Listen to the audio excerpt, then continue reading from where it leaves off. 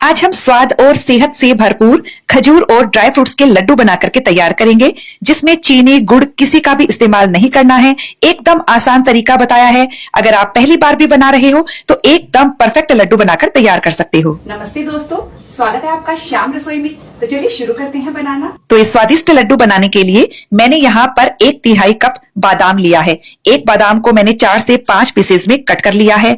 इसी तरह से मैंने 1/3 कप काजू लिया है। एक काजू को मैंने 6-7 पीसेस में काट लिया है। इसी तरह से 1/3 कप मैंने अखरोट लिया है। अखरोट को भी छोटे छोटे टुकड़ों में काट लिया है। ये तीनों मिलाकर 1 कप हो गया है। यदि आप इनमें से एक ड्राई फ्रूट हटा रहे हो तो दूसरे की मात्रा बढ़ा दीजिएगा। जैसे अखरोट हटा रहे हो तो काजू बादाम आधा आधा कप कर दीजिएगा। तो मैंने तीनों लिए हैं तो तीनों 1 कप हो गया है। इसी तरह से मैंने यहाँ पर 1/4 कप पंपकिन सीड्स लिए हैं, 1/4 कप मेलन सीड्स लिए हैं और 1/4 कप सनफ्लावर सीड्स लिए हैं। 1/4 कप किशमिश ली है। ये चारों मिलाकर 1 कप हो गया है। यदि आप इनमें से एक भी ड्राई फ्रूट हटा रहे हो तो सेम उसी तरह से दूसरे की मात्रा बढ़ा दीजिएगा। और आधा कप मैंने यहाँ पर सूखे नारियल को कद्दूकस करके लिया है। आप इसकी जगह डेसिकेटेड कोकोनट का इस्तेमाल भी कर सकते हो। तो टोटल हमने 2.5 कप ड्राई फ्रूट्स लिए हैं, तो हम 2.5 कप ही खजूर लेंगे। फ्रेंड्स, इससे कम खजूर लेंगे तो बाइंडिंग करने में आपको दिक्कत आएगी। जितना मैं बता रही हूँ उस हिसाब से ही लीजिएगा, तो आपके ये सारे ड्राई फ्रूट्स आराम से बाइंड होंगे, बहुत ही ज्यादा टेस्टी बनेंगे। एकदम सॉफ्ट वाले खजूर लीजिएगा। ये देखिए खजूर एकदम सॉफ्ट है। अब हम सारे खजूर के बीज हटा देंगे और खजूर को एकदम छोटे छोटे टुकड़ों में काट लेंगे। इन खजूर को मिक्सर में पीसना बहुत ही मुश्किल होता है। ये एकदम सॉफ्ट खजूर है तो आपको इसे कट करने में कोई परेशानी नहीं होगी। तो ये देखिए मैंने सारे खजूर को कट करके तैयार कर लिया है। एकदम छोटे छोटे पीसेस में काटा है और खजूर के बीजों को हटा देंगे। मैंने लड्डू में डालने के लिए 2 बड़े चम्मच कटा हुआ पिस्ता और 2 बड़े चम्मच खसखस भी ली है। तो चलिए चलते हैं गैस की तरफ, बनाते हैं लड्डू। सबसे पहले कढ़ाई में डालेंगे 2 बड़े चम्मच घी। आंच को बिल्कुल धीमा रखना है। सबसे पहले मैं यहाँ पर बादाम डाल रही हूँ। बादाम को हम धीमी आंच पर 1 मिनट के लिए भुनेंगे। 1 मिनट हो गया है। अब मैं यहाँ पर काजू भी डाल रही हूँ। काजू को भी हम करीब 1 मिनट के लिए फ्राई करेंगे। करीब 1 मिनट हो गया है तो अब हम इसमें अखरोट डाल देंगे। तो फ्रेंड्स, आप चाहें तो इन्हें अलग अलग भी भून सकते हो और जैसे मैं भून रही हूँ वैसे भी कर सकते हो। तो देखिए अखरोट को भूनते हुए भी 1 मिनट के करीब हो गया है। अब लास्ट में मैं इसमें डालूंगी पिस्ता। इसे भी हम हल्का सा भून लेते हैं। तो ये सारी चीजें एक साथ ही भून जाएंगी, लेकिन आप इन्हें थोड़े थोड़े गैप में डालिएगा क्योंकि सबके भुनने का समय अलग अलग होता है। तो ये देखिए सारी चीजें बढ़िया से भुन गई है। तो अब हम इन सबको बाहर निकाल लेंगे। इन चारों को भुनने में मुझे करीबन 4 से 5 मिनट का समय लगा है, लेकिन ध्यान रखिएगा धीमी आंच पर ही भुनना है। अब हम बचे हुए घी में किशमिश को फ्राई करेंगे।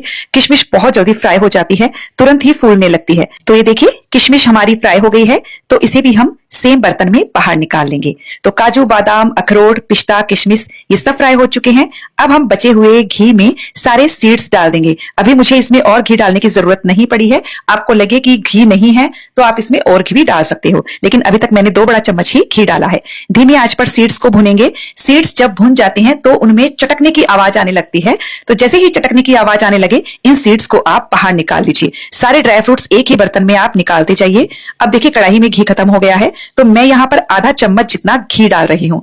अब हम इसमें डालेंगे खसखस। 10 से 15 सेकंड के लिए घी में भुनेंगे और फिर तुरंत ही हम इसमें ये नारियल भी डाल देंगे। नारियल को भी हम खसखस के साथ भून लेंगे। इन्हें हमें बहुत ज्यादा भुनने की जरूरत नहीं है, बस 1 से 1.5 मिनट हमें इसे भून लेना है। तो ये देखिए नारियल और खसखस को मैंने 1-1.5 मिनट के लिए भुना है। तो अब हम गैस की फ्लेम को बंद कर देंगे और बाकी ड्राई फ्रूट्स के साथ ही हम सबको मिक्स कर देंगे। तो सारे ड्राई फ्रूट्स मैंने फ्राई कर लिए हैं और इन सारे ड्राई फ्रूट्स को फ्राई करने में मुश्किल से मुझे 8 से 10 मिनट का समय लगा है। एकदम धीमी आंच पर ही फ्राई कीजिएगा, बस इस बात का ध्यान रखना है। अब हमने कढ़ाई को एक बार साफ कर लिया है और इसमें मैंने 1 से 1.5 चम्मच घी और लिया है। अब हम इसमें डालेंगे ये खजूर। हमें खजूर को केवल स्मूथ बनाना है, जिससे हम सारे ड्राई फ्रूट्स को आसानी से बाइंड कर पाएं। जैसे ही इसे गैस की गर्मी मिलेगी ये धीरे धीरे अपने आप ही स्मूथ होता जाएगा। ये देखिए जब ये इस तरह का स्मूथ हो जाए तब हम गैस की फ्लेम को बंद कर देंगे। तो करीब करीब 3-4 मिनट या फिर 5 मिनट में ये बढ़िया से स्मूथ हो जाता है। तो बस अब हम इस खजूर को ड्राई फ्रूट्स के साथ ही डाल देंगे। तो फ्रेंड्स, जितना मैंने मेजरमेंट बताया है आप उसी हिसाब से लीजिएगा, तो आपके लड्डू एकदम आसानी से बाइंड हो जाएंगे। अब हम इसमें फ्लेवर के लिए 1 छोटा चम्मच इलायची का पाउडर डालेंगे। इसी के साथ मैं यहाँ थोड़ा सा जायफल का पाउडर डाल रही हूँ। इसकी खुशबू इसमें बहुत अच्छी आती है, लेकिन आपके पास जायफल नहीं है तो आप इसे स्किप कर सकते हो। बस 2 पिंच जितना ही डालना है, ज्यादा नहीं डालना है। अब हम पहले पलटे की सहायता से खजूर को ड्राई फ्रूट्स के साथ मिक्स कर लेते हैं, क्योंकि खजूर अभी बहुत गर्म है। उसके बाद हम इसे हाथों से बाइंड कर लेंगे। इसे आपको गरम गरम बांधने की बिल्कुल भी जरूरत नहीं है। आराम से जब आप इसे छू पाए तब बांध सकते हो। तो पहले मैं इसे मिक्स कर लेती हूँ। तो चलिए, अब ये थोड़ा सा ठंडा हो चुका है। इतना ठंडा हो गया है कि हम इसे आराम से हाथों से छू पा रहे हैं। हाथों से ये और भी बढ़िया से मिक्स हो जाएगा। ये देखिए, आराम से सारे ड्राई फ्रूट्स बाइंड हो गए हैं। अब हम इसके लड्डू बना करके तैयार कर लेंगे। तो जितनी साइज के लड्डू आपको पसंद है उस हिसाब से आप बना लीजिए। एकदम आसानी से आप इन्हें बाइंड कर पाएंगे और इन्हें गरम गरम बांधने की भी जरूरत नहीं है। इन लड्डू के नीचे मैंने जो कागज आता है ना, जो बाजार में मिठाइयों के नीचे, वो लगाया है ताकि इनका लुक और भी ज्यादा बढ़िया लगे, एकदम मार्केट जैसा। बहुत ही गजब के लड्डू बने हैं फ्रेंड्स। हमारे मेजरमेंट में इतने लड्डू बन करके तैयार हुए हैं। तो फ्रेंड्स, बहुत ही बढ़िया लड्डू बने हैं। आप इन लड्डुओं को कई दिनों तक रूम टेम्परेचर पर स्टोर कर सकते हो और ये सॉफ्ट ही रहते हैं। बहुत टेस्टी बने हैं, बहुत हेल्दी है।